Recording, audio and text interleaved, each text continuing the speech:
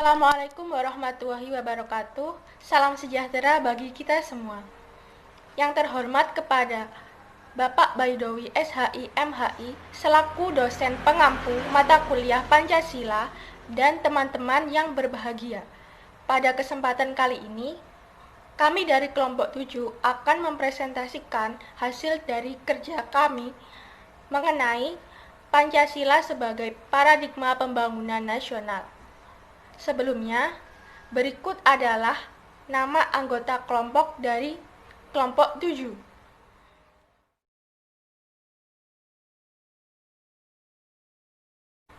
Baik, selanjutnya langsung saja kita simak materi pertama.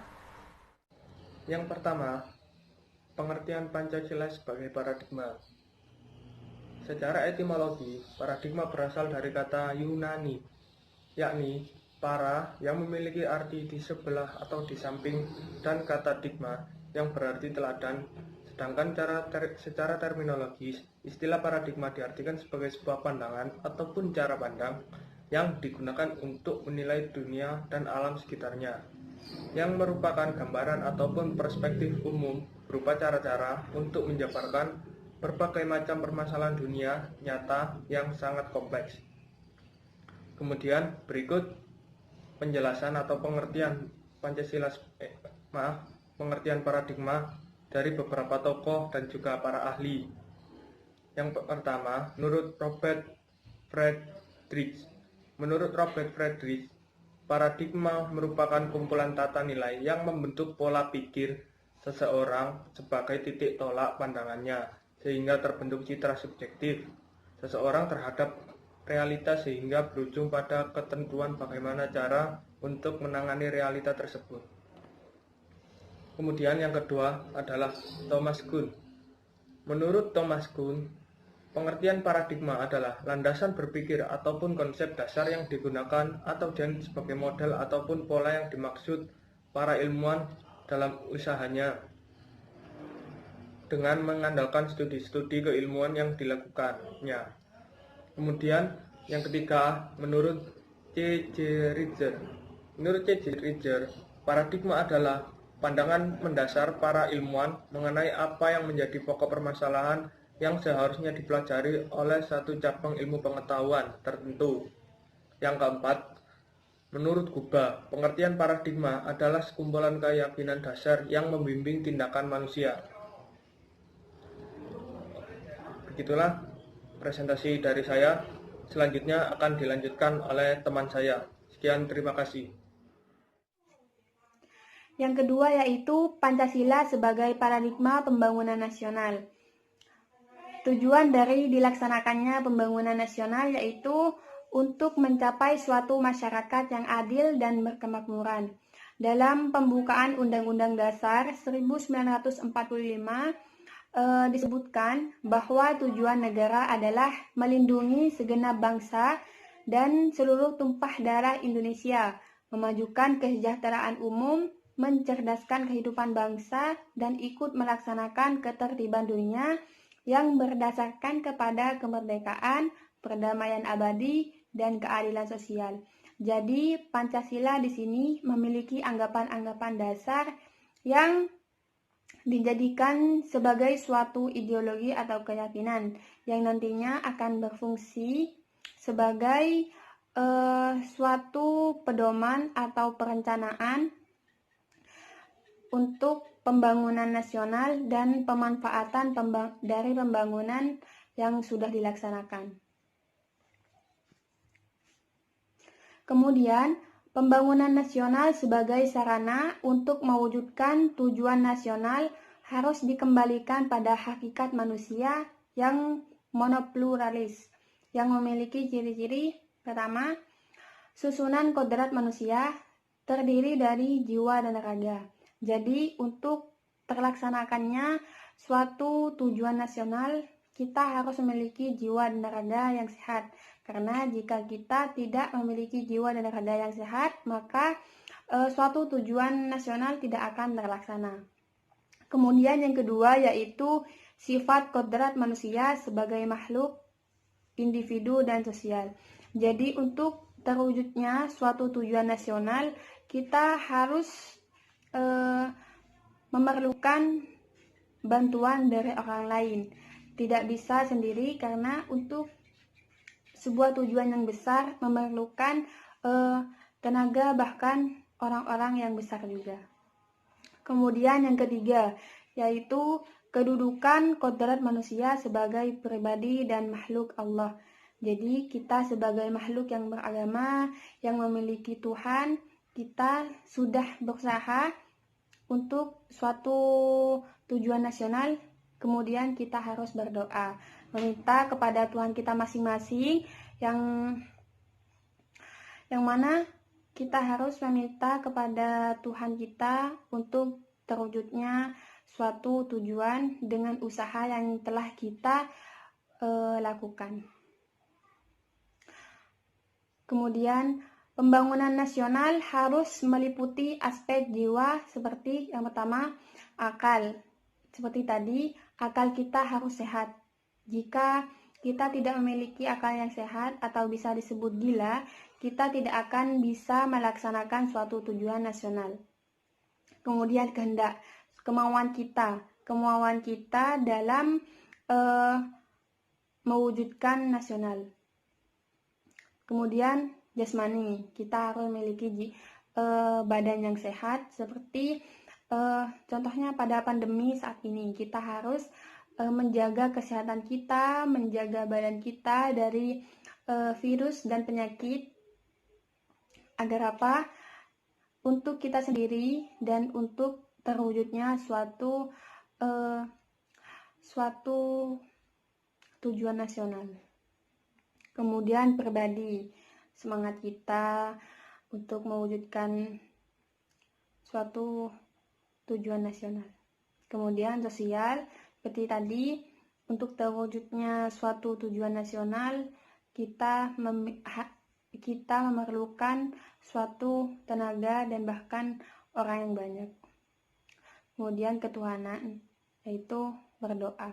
Setelah melakukan usaha, kita perlu berdoa untuk keberhasilan dari usaha kita. Pancasila sebagai paradigma membangun masyarakat madani. Pancasila sebagai paradigma membangun masyarakat madani pada hakikatnya telah terkandung dalam pembukaan UUD 1945 yang terdiri dari dua tujuan utama, yaitu tujuan ke dalam dan tujuan keluar.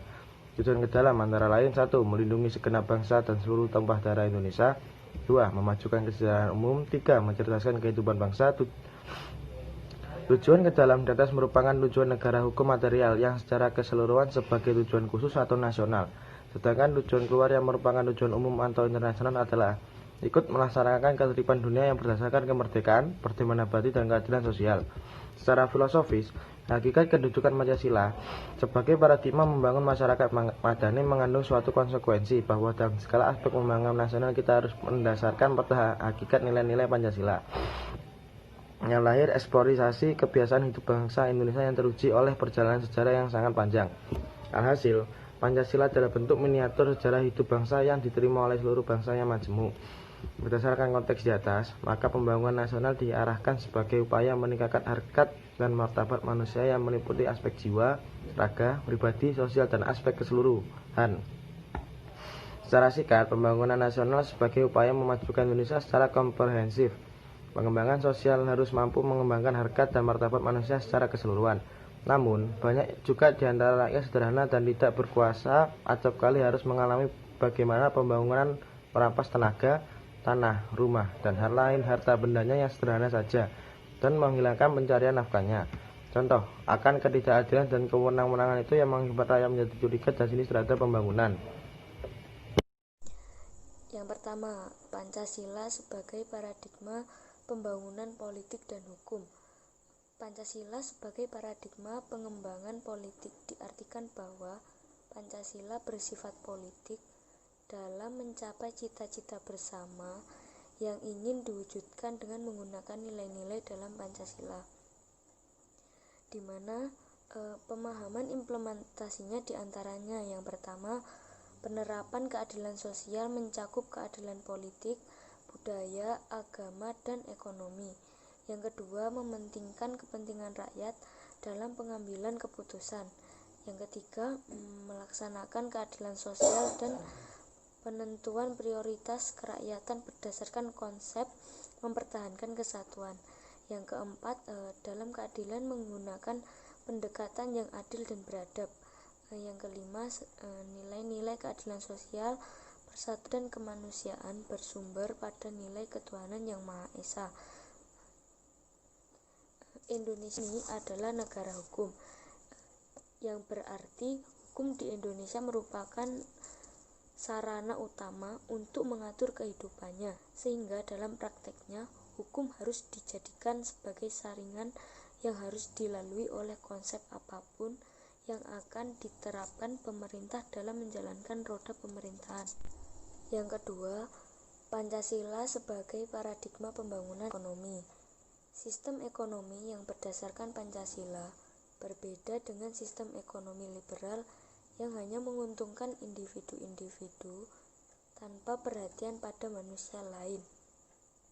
Nah, oleh karena itu, sistem ekonomi ini harus dikembangkan menjadi sistem pembangunan ekonomi yang bertujuan untuk kesejahteraan rakyat secara keseluruhan. Misalnya, pembangunan ekonomi di Indonesia berdasarkan pada Pancasila memiliki arti bahwa pihak swasta atau mandiri dilindungi hak-haknya untuk mengembangkan usahanya, sedangkan untuk pihak yang masih belum bisa mengembangkan usahanya akan diberikan bantuan oleh pemerintah dalam mengembangkan usaha tersebut.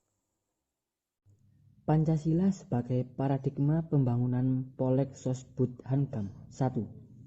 Pancasila sebagai paradigma pembangunan politik dan hukum. Indonesia adalah negara hukum. Ini berarti hukum merupakan sarana utama untuk mengatur kehidupannya. Sehingga dalam praktiknya hukum harus dijadikan sebagai saringan yang harus dilalui oleh konsep apapun yang akan diterapkan pemerintah dalam menjalankan roda pemerintahan. Manusia Indonesia selaku warga negara seharusnya ditempatkan sebagai subjek atau pelaku politik, bukan objek politik. Sistem politik Indonesia yang bertolak dari manusia sebagai subjek harus mampu menempatkan kekuasaan tertinggi pada rakyat. Kekuasaan adalah dari rakyat, oleh rakyat, dan untuk rakyat. Sistem politik Indonesia yang sesuai Pancasila sebagai paradigma adalah sistem politik demokrasi, bukan otoriter. Berdasar hal itu, sistem politik Indonesia harus dikembangkan atas asas kerakyatan atau sila 4 Pancasila. Pancasila sebagai paradigma pengembangan politik diartikan bahwa Pancasila bersifat politik dalam mencapai cita-cita bersama yang ingin diwujudkan dengan menggunakan nilai-nilai dalam Pancasila. Pemahaman untuk implementasinya dapat dilihat secara berurutan. A. Penerapan dan keadaan sosial mencakup keadaan politik, budaya, agama, dan ekonomi. B. Mementingkan kepentingan rakyat atau demokrasi bila mana dalam pengambilan keputusan. C. Melakukan keadilan sosial dan penentuan prioritas kerakyatan berdasarkan konsep mempertahankan persatuan. D. Dalam keadilan menggunakan pendekatan yang adil dan beradab. E. Nilai-nilai keadilan sosial, demokrasi, persatuan, dan kemanusiaan atau keadilan keberadaban bersumber pada nilai ketuhanan yang Maha Esa. Dan yang terakhir adalah macam-macam aktualisasi Pancasila. Aktualisasi Pancasila di masa kini sering sekali menjadi pertanyaan.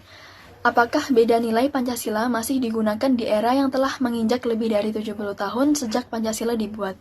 Pancasila hingga saat ini menjadi ideologi atau cara pandang bangsa Indonesia. Itulah salah satu bukti bahwa Pancasila masih dijalankan hingga sekarang ini. Apabila telah tidak ada aktualisasi Pancasila, maka Pancasila tak lain hanyalah sekedar lambang bagi negara Indonesia ini. Aktualisasi Pancasila merupakan penuangan nilai-nilai Pancasila ke dalam norma yang berlaku di kehidupan berbangsa dan bernegara. Permasalahan utama dalam aktualisasi Pancasila ini ialah bagaimana wujud realisasi nilai-nilai Pancasila yang universal ke dalam norma yang terkait langsung dengan nilai Pancasila dalam penyelenggaraan pemerintahan negara. Pancasila juga sebagai dasar filsafat negara, pandangan hidup bangsa, serta ideologi bangsa dan bernegara. Bukanlah hanya merupakan rangkaian kata-kata yang indah, namun harus diwujudkan dan diaktualisasikan dalam berbagai bidang dalam kehidupan masyarakat, bernegara, dan berbangsa. Aktualisasi Pancasila dapat dibedakan menjadi dua, yaitu aktualisasi objektif dan aktualisasi subjektif. Yang pertama, aktualisasi Pancasila objektif, yaitu aktualisasi Pancasila dalam berbagai bidang kehidupan kenegaraan yang meliputi kelembagaan negara, antara lain meliputi legislatif, eksekutif, maupun yudikatif. Selain itu juga meliputi bidang-bidang aktualisasi lainnya seperti politik, ekonomi, hukum, terutama dalam penjabaran ke dalam undang-undang. Dan yang kedua, aktualisasi Pancasila subjektif. Aktualisasi Pancasila subjektif adalah aktualisasi Pancasila pada setiap individu terutama dalam aspek moral dalam kaitannya dengan hidup negara dan masyarakat. Aktualisasi yang subjektif tersebut tidak terkecuali baik warga negara biasa, aparat penyelenggara negara, penguasa negara, terutama kalangan elit politik dalam kegiatan politik, perlu mawas diri agar memiliki moral ketuhanan kemanusiaan sebagaimana terkandung dalam Pancasila. Dari materi yang telah tersampaikan, dapat disimpulkan bahwa Pancasila merupakan dasar negara di mana sebagai pedoman bangsa Indonesia. Para leluhur yang bersusah payah dalam membuat setiap kata agar dapat mewakili setiap titik kehidupan bangsa. Dalam dunia modern ini, peran Pancasila sangatlah penting, apalagi dalam setiap aspek kehidupan bernegara, baik itu dalam bidang politik atau sampai ke kebijakan pribadi. Hal inilah yang melatar belakangi Pancasila sebagai paradigma dalam suatu pembangunan. Demikian materi yang dapat kami sampaikan. Untuk kurang lebihnya mohon maaf yang sebesar-besarnya. Terima kasih. Wassalamualaikum warahmatullahi wabarakatuh.